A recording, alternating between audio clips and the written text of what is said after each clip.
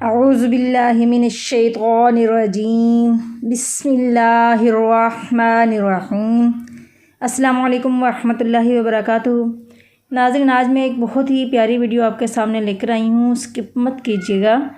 یہ ویڈیو ہے سچائی کا انعام اور منافقت کی سزا کے بارے میں۔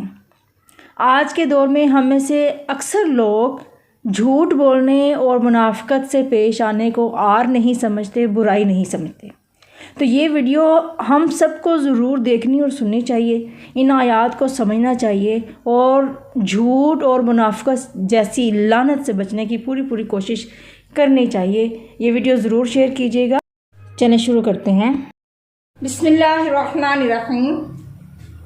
لیجزیہ، تاکہ جزا دے اللہ تعالیٰ صادقین، سچوں کو، بصدقہم، ان کی سچائی کے سبب، وَيُعَذِّبَ، اور عذاب کرے، منافقین، منافقوں کو، ان اگر شاء، چاہے، او یا یتوب، توبہ قبول کر لے، علیہم، ان کی، ان اللہ، بے شک اللہ تعالیٰ، کان ہے، غفوراً، بخشنے والا، رحیماً، مہربان۔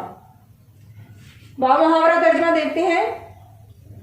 لیجزی اللہ الصادقین بصدقہم، تاکہ اللہ سچوں کو ان کی سچائی کا بدلہ دے، وَيُعَذِّبَ الْمُنَافِقِينَ إِن شَاءَ، اور منافقوں کو چاہے تو عذاب کرے، او یتوب علیہم، یا چاہے تو ان پر مہربانی کرے، ان اللہ کان غفورا رحیما، بے شک اللہ بخشنے والا مہربان ہے۔